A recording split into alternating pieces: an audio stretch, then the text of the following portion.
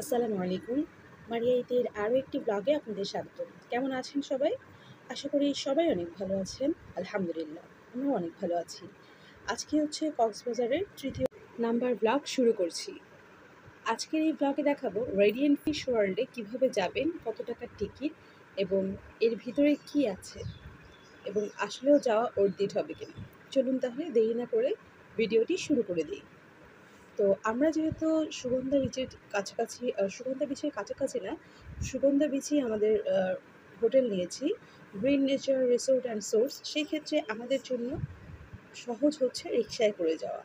তো আমরা ওই সুগন্ধা বিচ থেকেই একটা রিক্সা নিয়ে নিয়েছি, আর সেখান থেকে আমাদের ভাড়া পড়েছে, আসার সময় পড়েছে 40 টাকা, তবে যাওয়ার সময় হচ্ছে 50 টাকা পড়েছে।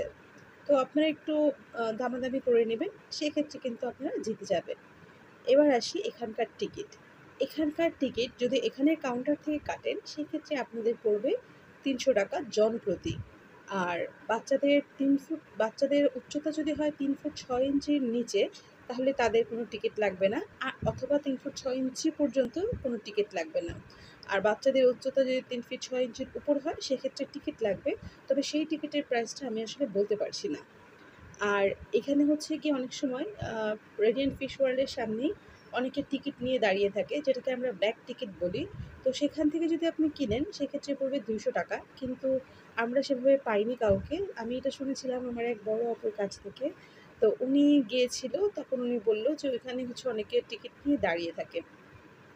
তো যাই হোক, আমরা হচ্ছে সেভাবে পাইনি। আরেকটা ব্যাপার আমি দেখেছি, আমরা যখন পরদিন পৌষিতে খেতে গিয়েছি, আসল যেই পৌষি, সেখানে যখন খেতে গিয়েছি, সেখানকার একটা মুদি দোকান, ওইখানে লেখা ছিল, পৌষির পাশেই একটা মুদি দোকান ছিল, সেখানে লেখা ছিল যে ওইখান থেকে যদি আপনি টিকিট নেন, সেক্ষেত্রে আপনাদের টিকিটের পার পার্সনের প্রাইস পড়বে 250 টাকা। তো আপনারা কিন্তু চাইলে রেডিয়েন্ট ফিশ ওয়ার্ল্ডে যাওয়ার আগে এরকম বেশ কয়েকটা দোকান খুঁজে দেখতে পারেন ওখানকারই আশেপাশে। তাহলে সেক্ষেত্রে আপনাদের সুবিধা হবে, 50 টাকা করে পার পার্সন আপনারা কম পাবেন। এই হচ্ছে টিকিটের কথা বললাম, আর বাচ্চাদের ক্ষেত্রে কথা বললাম। এবার আসি, এটা আসা ঠিক হবে কিনা। আপনাদের সাথে যদি ছোট বাচ্চা থাকে, অথবা আপনাদের নিজেদের যদি সমুদ্রের মাছের ব্যাপারে আগ্রহ থাকে, তাহলে কিন্তু আপনারা এটা আসতে পারেন এবং বেশ মজা পাবেন। আমার কাছে তো বেশ ভালো লেগেছে। আমার বাচ্চার থেকেও মনে হয় আমার বেশি খুশি লেগেছে। আর নাফি হচ্ছে গিয়ে সারাদিন কিন্তু খুব বেশি দুর্বল ছিল। আমরা যেহেতু সারা রাত বাস জার্নি করেছি, আর ও যেহেতু বাসে উঠলেই বমি করে, তো ওর জন্য কিন্তু এইখানে আমরা এসেছি যেদিন কক্সবাজার এসে পৌঁছেছি, আমরা সেই দিনই এখানে এসেছি।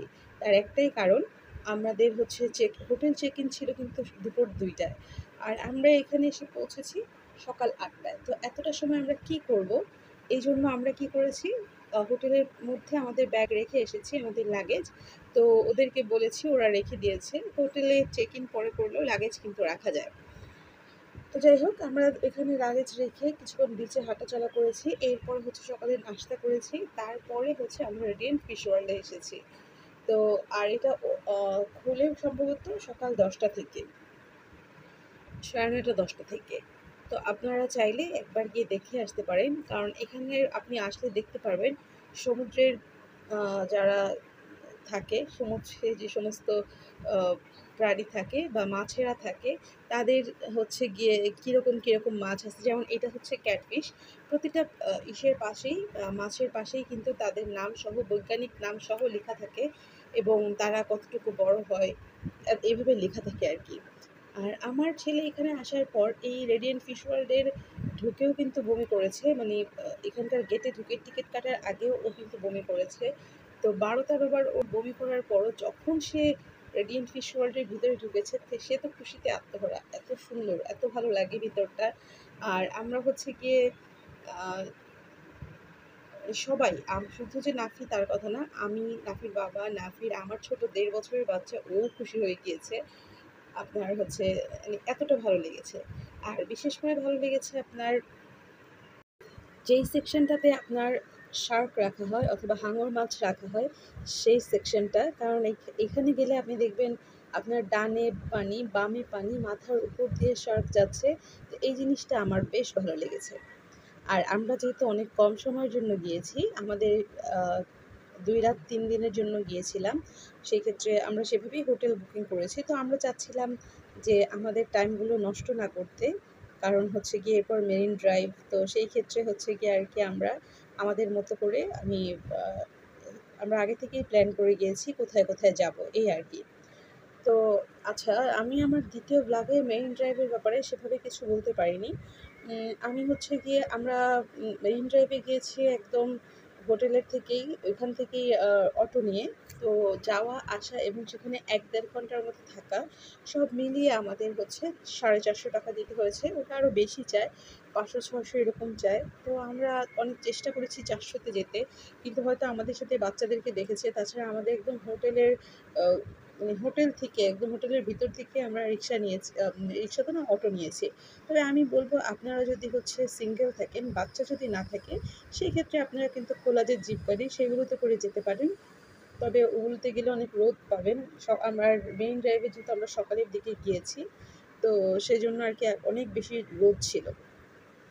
আর নয়তো আপনারা আরেকভাবে যেতে পারেন, সেটা আপনার বাচ্চা যদি বমি না করে, সেক্ষেত্রে ওইখান থেকে কিন্তু বিআরটিসি বাস ছাড়ে, সেখানেও যেতে পারেন। আবার আরেকটা বাস ছাড়ে বিআরটিসি, যেটা হচ্ছে উপরের ছাদটা খোলা, সেটাতেও আপনারা যেতে পারেন। তো এই তো হচ্ছে মেইন ড্রাইভের কথা। তাহলে হচ্ছে কি আপনারা কিছুটা কমে পাবেন আর কি। আমরা তো হচ্ছে বাচ্চাদেরকে নিয়ে গিয়েছি, আমার বাচ্চা যেহেতু বমি করে, আমার বাসে ওঠার মতো ইন্টেনশনও ছিল না। তো এই জন্যই আর কি আমরা অটো নিয়ে গিয়েছি, এবং এই জন্যই আমাদের হচ্ছে প্রাইসটা বেশি পড়েছে। অথচ রাস্তা কিন্তু বেশি না, বড় জোর আপনার সুগন্ধা বিচ থেকে আমি যতটুকু জানি 7 থেকে 8 কিলোমিটারের মতো রাস্তা ছিল। মানে আমরা হিমছড়ি পর্যন্ত গিয়েছিলাম মেরিন ড্রাইভের, আমরা হচ্ছে টেকনাফ বা ইনানির পাশটা যাইনি। তো আমি আমার এতটুকুর কথা, হিমছড়ি পর্যন্ত কথাই বললাম আর কি। সাত 7 কিলোমিটার না, 6 থেকে 7 কিলোমিটার এইরকম হবে আর কি। তো যাই হোক, এই তো হচ্ছে গিয়ে রেডিয়েন্ট ফিশ ওয়ার্ল্ডটা দেখতেই পারলেন। অনেক ধরনের হচ্ছে মাছ আছে, সামুদ্রিক যে মাছগুলো, সেগুলো অনেক ধরনের মাছ আছে। আর হচ্ছে গিয়ে আপনারা চাইলে একবার ঘুরে আসতে পারেন। আর আমি কিন্তু ভিডিওতে পুরো যে সেকশনটা সেটার ভিডিও দেখাতে পারিনি, কারণটা অনেক বড়। আর এই যে বললাম শার্কের যে সেকশনটা, এটা হচ্ছে সেই সেকশন। এইটার কিন্তু আপনার ডানে পানি, বামে পানি, মাথার উপরে পানি। তো আর দেখতে বেশি ভালো অনেক ধরনের মাছ ছিল, শাপলা পাতা মাছ ছিল, কচ্ছপ ছিল, দেন হচ্ছে অনেক টাইপের মাছ ছিল আর কি। তো ভালো লাগছিল বেশ, যখন মাথার উপর দিয়ে হাঙর সহ অন্যান্য মাছ যাচ্ছিল।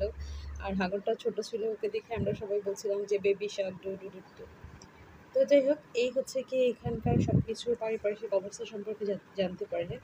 আর হচ্ছে এখানে একটু পাহাড়ের মতো করে রেখেছে, পাহাড় তো না, টিলা। তো এখান দিয়ে পানি পড়ছে ঝর্ণার মতো করে, এটা দেখতেও বেশ ভালো লাগছিল। আর তার উপর দিয়ে সিঁড়ি দিয়ে দিয়েছে। আর এই জায়গাটার লাইটিংটাও খুব সুন্দর করেছে, একদম অন্ধকার দিয়ে বিভিন্ন রকম লাইট করে দিয়ে দিয়েছে। আর পুরোটাতেই আপনার এসি দেয়া, তাই গরম লাগার কোনো ঝামেলা নেই। তো এই তো দেখতেই পাচ্ছেন, আর উপরের ডেকোরেশনগুলো বেশ সুন্দর করে করেছে। তো আমি বলবো একা যান, বাচ্চাদের নিয়ে যান। আবারও বলছি, আপনারা কিন্তু গিয়ে একবার ঘুরে আসতে পারেন, এতে করে আপনাদের ভালো লাগবে। আমি আশা করছি আপনাদের খারাপ লাগবে না। যদিও টিকিটটা একটু বেশি প্রাইসি, তারপরেও একবার হচ্ছে গিয়ে ঘুরে দেখতে পারেন, এই আর কি। আর এখানে হচ্ছে এই তো দেখতেই পাচ্ছেন দুটো স্টারফিশ। আচ্ছা, স্টারফিশের একটা গল্প বলি। আমরা যেদিন দ্বিতীয় দিন সমুদ্রে নেমেছি, তো যখন ভাটার সময়টা আসে, দুপুর 2টার দিকটা আর কি, তো তখন তো হচ্ছে পানিটা, সাগরের পানিটা একটু দূরে চলে যায়। আর সেই সময় হচ্ছে গিয়ে বালির মধ্যে অনেক জায়গায় বেশ অনেক পানি জমে থাকে। তো সেইখান থেকে দেখা গিয়েছে যে আমি না বালির মধ্যে হাত দিয়ে আর কি, পানির মধ্যে বসে বালির মধ্যে হাত দিয়ে খেলতে ভালো লাগছিল। বেশ অনেকটা পানি, আমার ধরেন হাঁটু পর্যন্ত পানি এরকম। তো হঠাৎ করে আমার হাতে কিছু একটা বাজে, আমি উপরে তুলে আবার ভয়ে ছেড়ে দিই। তো নাফিমা বলে, আরে এটা স্টারফিশ ছিল, দেখো দেখো আরেকবার তুলতে পারো কিনা। তো দ্বিতীয় আরেকবার হাত দিয়ে আরেকবারও এই স্টারফিশটা তুলেছি। ওখানে কিন্তু সমুদ্রের ঢেউয়ের সাথে আর কি এসে পড়ে। তো সেখানে বদ্ধ হয়ে যায় পানিটা, বদ্ধ না, অনেকটাই থাকে সমুদ্রের, তারপরেও সেভাবে সমুদ্রের পানির যে ঢেউ বা ওই রকম তো আর না।